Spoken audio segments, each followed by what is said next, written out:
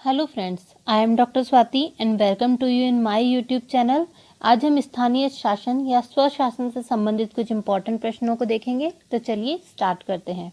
हमारा first question है, सही कूट का चयन कीजिए। नंबर 1 पे है लक्ष्मीमल सिंघवी समिति, नंबर 2 अशोक मेहता समिति, नंबर 3 बलवंत राय मेहता समिति और नंबर 4 वी के राव समिति। और हमारे जो नीचे कूट दिए गए हैं वो आप देख लीजिए। ऑप्शन ए में है 1 2 4 3, ऑप्शन बी में है 2 4 1 3, ऑप्शन सी में है 3 2 4 1 और ऑप्शन डी में है 4 3 1 2। यानी इनके गठित होने में पहले कौन सी गठित हुई है उस क्रम में हमें इसे सुमेलित करना है। तो इसका राइट आंसर है आंसर सी 3 2 4 1। यानी कि सबसे पहले आती है बलवंत राय मेहता समिति जो कि हुई थी 1956 में गठित, और उसके बाद में है अशोक मेहता समिति जो कि 1977 में गठित की गई थी, और राव समिति का गठन 1985 में किया गया था और सिंघवी समिति 1986 में गठित की गई थी। आइए थोड़ा इन समितियों के बारे में भी जान लेते हैं, क्योंकि समितियों से बहुत सारे प्रश्न बनते हैं और ये एक बहुत इम्पॉर्टेंट टॉपिक है। सबसे पहले है बलवंत राय मेहता समिति। देखिए 1952 में क्या इम्पोर्टेंट बात हुई थी। सबसे पहले 1952 में सामुदायिक विकास कार्यक्रम व राष्ट्रीय प्रसार सेवा कार्यक्रम जो गठित किया गया था उसके असफल होने के कारण 1956 में बलवंत राय मेहता की अध्यक्षता में एक समिति का गठन किया गया था, जिसने 1957 में अपनी रिपोर्ट दी थी, और 1958 में राष्ट्रीय विकास परिषद द्वारा समिति की सिफारिशों को मंजूरी दी गई थी। और इसी के आधार पर 2 अक्टूबर 1959 में पंडित जवाहरलाल नेहरू ने राजस्थान के कौन से जिले में, नागौर जिले में पंचायती राज व्यवस्था की शुरुआत की थी। अब देखिए पहला तो हमको हमेशा याद रहता है, सेकंड नंबर पे कहाँ पंचायती राज व्यवस्था स्थापित की गई थी? दूसरी की गई थी आंध्र प्रदेश में। इस समिति ने पंचायती राज व्यवस्था को लोकतांत्रिक विकेंद्रीकरण पर आधारित करने की बात की थी और भारत में त्रिस्तरीय पंचायती व्यवस्था स्थापित करने का सुझाव दिया था। तो उसमें सबसे नीचे या आधारभूत स्तर पर ग्राम पंचायत गठित करने की बात की थी, फिर खंड स्तर पर पंचायत समिति और जिला स्तर पर जिला परिषद गठित करने की बात की थी। अशोक मेहता समिति 1977 में गठित की गई थी और इस समिति ने द्विस्तरीय पंचायती राज व्यवस्था का सुझाव दिया था। जिलों में जिला परिषद और मंडल स्तर पर मंडल पंचायत, लेकिन इस समिति के सुझावों को लागू नहीं किया गया था। तो हमें ये ध्यान रखना है कि बलवंत राय मेहता समिति ने जो त्रिस्तरीय पंचायती व्यवस्था की बात की थी और अशोक मेहता समिति ने द्विस्तरीय। अब देखते हैं राव समिति। राव समिति का गठन 1985 में ग्रामीण विकास व गरीबी उन्मूलन हेतु उपयुक्त प्रशासनिक व्यवस्था की सिफारिश के लिए किया गया था, और इस समिति ने अनुसूचित जनजाति और महिलाओं के लिए आरक्षण की भी सिफारिश की थी, और ये 4 स्तरीय पंचायती राज व्यवस्था बनाने का सुझाव दे रहे थे, लेकिन इस समिति के सुझावों को भी लागू नहीं किया गया था। 1986 में गठित एमएल सिंघवी समिति ने 1987 में पंचायतों को आर्थिक रूप से आत्मनिर्भर बनाने और पंचायतों के पुनर्गठन की सिफारिश की थी, और इसी समिति ने पंचायती राज को संवैधानिक दर्जा देने की सिफारिश भी की थी। हमारा नेक्स्ट क्वेश्चन देखते हैं हम। क्वेश्चन नंबर 2, भारत में स्थानीय स्वशासन का जनक किसको माना जाता है? Option A lord Mayo, option B lord Clive, option C lord Curzon या ऑप्शन डी लॉर्ड रिपन। हमारा राइट आंसर है आंसर डी लॉर्ड रिपन। अगर आपको आंसर गैस करने में और टाइम चाहिए तो आप वीडियो पॉज करके भी अपना आंसर गैस कर सकते हैं। देखिए 1882 में लॉर्ड रिपन, जो कि उस समय के तत्कालीन वायसराय थे, उन्होंने स्थानीय स्वायत्त शासन की स्थापना करने का प्रयास किया था, और इस प्रयास को भारतीय स्थानीय स्वशासन का मैग्ना कार्टा भी कहा जाता है। और लॉर्ड रिपन के कार्यकाल में ही सबसे पहली बार स्थानीय शासन बोर्ड की स्थापना भी हुई थी। और यहाँ हमें एक और नाम याद रखना है लॉर्ड मेयो का, क्योंकि लॉर्ड मेयो का नाम भी भारत में स्थानीय शासन स्थापित करने या उसकी स्थापना करने के प्रयासों में लिया जाता है। इन्होंने 1870 में भारत में स्थानीय शासन लागू करने की अनुशंसा की थी। तो हमको ये दोनों नाम याद रखने हैं, लॉर्ड मेयो और लॉर्ड रिपन, लेकिन जनक लॉर्ड रिपन को कहा जाता है।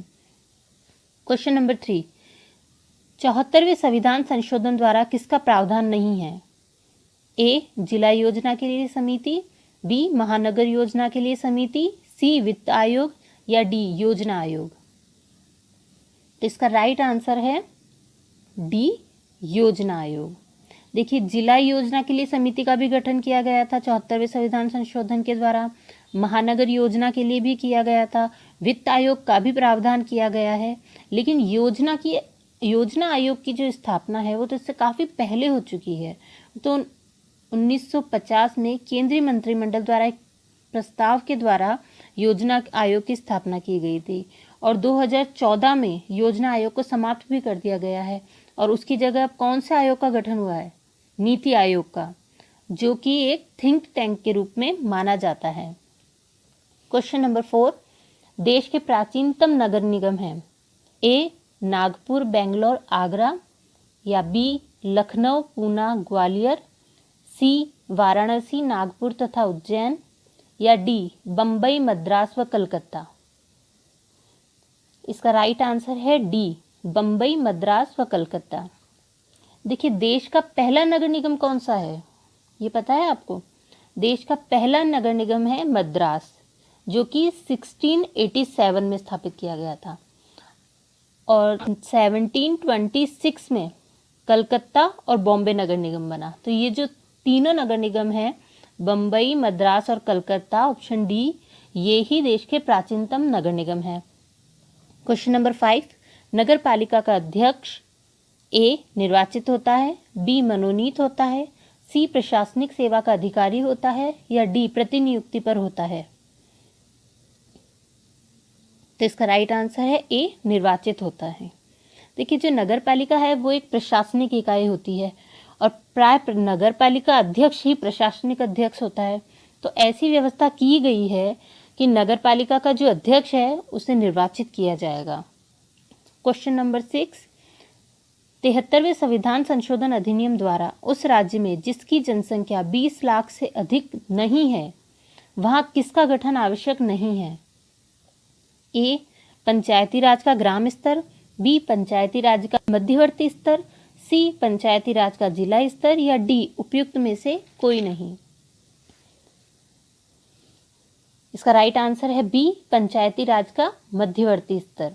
देखिए, जिन राज्यों की जो आबादी है 20 लाख से कम है, 20 लाख से कम है, ज़्यादा नहीं, कम है, वहाँ द्विस्तरीय पंचायती राज व्यवस्था है, त्रिस्तरीय नहीं है वहाँ, जिसमें ग्राम स्तर व जिला स्तर तो है लेकिन मध्यवर्ती स्तर नहीं है। जैसे इसके एग्जाम्पल कौन से हैं राज्य? गोवा, मणिपुर, इनमें द्विस्तरीय पंचायती व्यवस्था है, त्रिस्तरीय नहीं है। क्वेश्चन नंबर 7, 74वें संविधान संशोधन के अनुसार महानगर क्षेत्र किसे कहा गया है? ऑप्शन ए, जिसकी जनसंख्या 1 लाख या उससे अधिक है, ऑप्शन बी, जिसकी जनसंख्या 5 लाख या उससे अधिक है, ऑप्शन सी, जिसकी जनसंख्या 7 लाख या उससे अधिक है, या ऑप्शन डी, जिसकी जनसंख्या 10 लाख या उससे अधिक है। देखिए, इसका राइट आंसर होगा डी, जिसकी जनसंख्या 10 लाख या उससे अधिक है।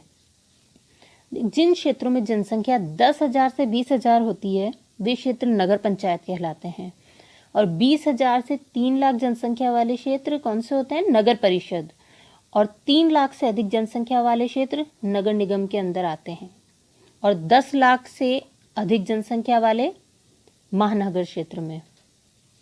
क्वेश्चन नंबर 8, पैसा अधिनियम संबंधित है?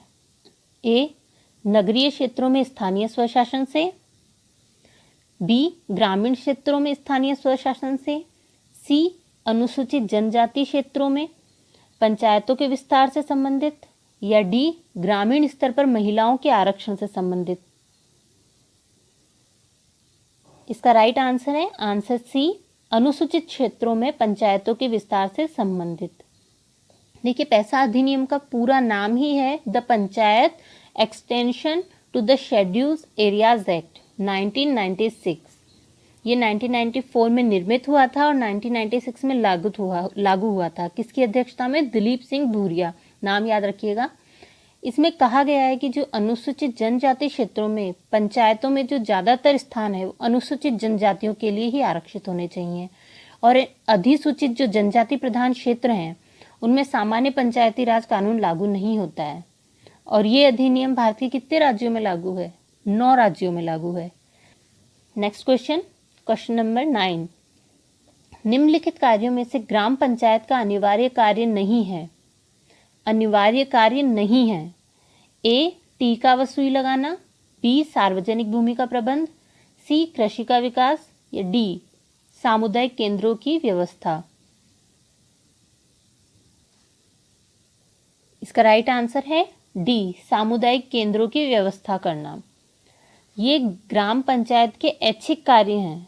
देखिए, इस तरह के जो क्वेश्चन है ना, उसमें हमें बहुत बारीकी से ऑप्शन के बीच में अंतर देखना होता है, क्योंकि सारे ही ऑप्शन एक जैसे लगते हैं। तो हम इसे ऐसे करके देखेंगे कि कौन सा कार्य ग्राम सभा का अनिवार्य कार्य नहीं है। अनिवार्य कार्य नहीं है, इसका मतलब इन सब में से जो कंपैरेटिवली हमें सबसे कम इम्पॉर्टेंट, यानी कि बाकी ऑप्शन ज़्यादा इम्पॉर्टेंट हों, यानी वो अनिवार्य होंगे, और जो सबसे हमें लगेगा कि नहीं ये इतना इम्पोर्टेंट नहीं है, तो वो ऐच्छिक कार्य में आएगा। और अगर पूछ लिया जाए कि कौन सा ऐच्छिक कार्य नहीं है, तो हम देखेंगे कि ऑप्शन में से सबसे इम्पोर्टेंट काम कौन सा है, क्योंकि अगर वो ऐच्छिक नहीं है इसका मतलब वो अनिवार्य है। तो देखिए, हमें सब कुछ पता होना ज़रूरी नहीं है, हमको उसको अप्लाई कैसे करना है वो हमको आना चाहिए। क्वेश्चन नंबर 10, छावनी परिषद अधिनियम का निर्माण कब हुआ? Option A 1994, option B 1982, option C 1924, या ऑप्शन डी 2006। इसका राइट आंसर है आंसर सी 1924। केंद्र सरकार और रक्षा मंत्रालय के द्वारा छावनी परिषद अधिनियम का निर्माण किया गया था, और इन परिषदों का जो निर्माण है वो कैंट क्षेत्रों में नागरिक जनसंख्या के लिए प्रशासन के लिए किया जाता है। तो ये विशेष रूप से सैनिक क्षेत्रों से संबंधित होती है। क्वेश्चन नंबर 11, निम्नलिखित में से सही नहीं है। ए, पंचायतों में निर्वाचित होने की आयु 21 वर्ष निर्धारित की गई है। बी, पंचायतों के निर्वाचन क्षेत्रों के परिसीमन का न्यायिक पुनरावलोकन होगा। सी, तीनों स्तरों पर सदस्यों का निर्वाचन प्रत्यक्ष होता है। या डी, राज्य निर्वाचन आयोग के अध्यक्ष की नियुक्ति राज्यपाल करेगा। तो इसका राइट आंसर है आंसर बी। चलिए सारे ऑप्शन देखते हैं। पंचायतों में निर्वाचन होने की आयु 21 वर्ष निर्धारित की गई है, ये बिल्कुल सही है। ऑप्शन सी है, तीनों स्तर पर सदस्यों का निर्वाचन प्रत्यक्ष होना चाहिए, क्योंकि 73वें संविधान संशोधन द्वारा यही व्यवस्था की गई है। और ऑप्शन डी है, राज्य निर्वाचन आयोग के अध्यक्ष की नियुक्ति राज्यपाल करेगा, ये भी बिल्कुल सही है। लेकिन पंचायतों के निर्वाचन क्षेत्रों के परिसीमन का न्यायिक पुनरावलोकन हो सकता है, ये बात गलत है, क्योंकि पंचायतों के निर्वाचन क्षेत्रों का परिसीमन का अधिकार राज्य निर्वाचन आयोग का है और इसका न्यायिक पुनरावलोकन नहीं हो सकता है। क्वेश्चन नंबर 12, संविधान के कौन से भाग में पंचायतों के गठन के लिए प्रावधान है? ए, मौलिक अधिकार, बी, नीति निर्देशक तत्व, सी, मौलिक कर्तव्य, या डी, केंद्र राज्य संबंध।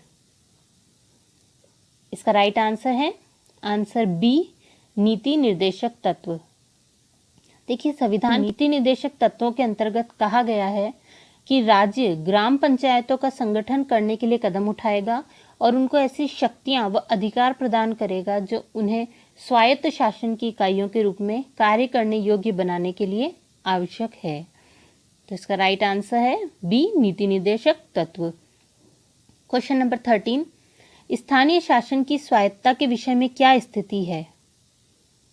स्थानीय शासन की स्वायत्तता के विषय में क्या स्थिति है? ए, इसे पूर्ण स्वायत्तता होती है, बी, इसमें स्वायत्तता नहीं होती है, सी, इसमें स्वायत्तता कानून के द्वारा निर्धारित सीमाओं के अनुसार होती है, या डी, उपयुक्त में से कोई नहीं।